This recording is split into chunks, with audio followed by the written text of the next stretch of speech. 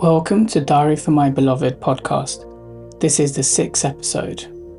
A diary for my daughter, fresh to the world, stolen from me. I went to Rivertown to see you briefly yesterday. As you were unwell, I asked your mum for updates and tried to find a way to see you. Eventually, for the bank holiday Monday, I suggested I visit Rivertown, even if it was only for a moment. I missed you so much and wanted to give you a cuddle, especially while you weren't feeling 100%. Your grandma also wanted to see you to wish you better and celebrate your birthday. She lives by Summer Festival, which was super busy, including packed trains and closed roads, so leaving or entering the area would be difficult. Even so, she decided it would be worth it. I travelled an hour to your grandma early in the morning and we drove 2 hours to Rivertown. Once there, we collected you from the station, where your mum insisted, rather than the local park half an hour away. I asked your mum if she could meet us after at the park, but she insisted to meet me at the station. She knew this would mean us walking in the buggy an hour in total while you were sick, rather than making the most of the day in the park. I reminded her of this and hoped she would send me a message later agreeing and being more reasonable, but I heard nothing from her. It's really worrying how she's constantly preferring to spite me rather than prioritise your well-being. 2 hours became one because of the walk to the park. Once there, you enjoyed playing with Pluto, now 14 years old and grumpy.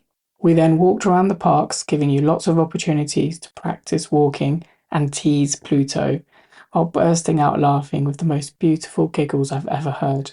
To save time, I left your grandma at the park and rushed back to return to help your mum. I helped load the buggy in the boot and gave you a kiss on your sleepy head.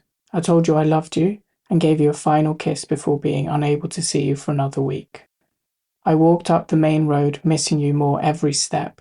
Once at the top of the fairly long road, I saw your mum drive past. No beep, no wave. Your mum thought it was necessary to return a couple of nappies and pseudo cream I left in your bag many weeks earlier.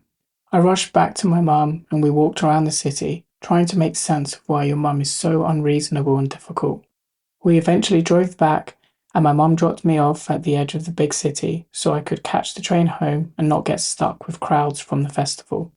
Throughout the journey, I looked at the photos and videos from the day, proudly sending a few to your Uncle Gerard and saving to my best of beloved and me and best of my beloved folders on my phone.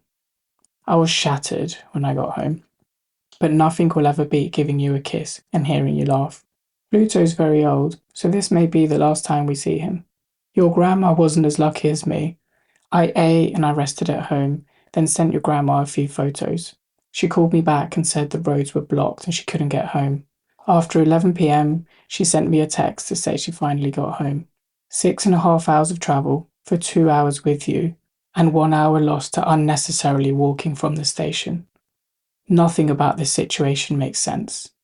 Listeners, feel free to comment on the blog or send me a private message on social media if you prefer, and share with people who may benefit from this experience.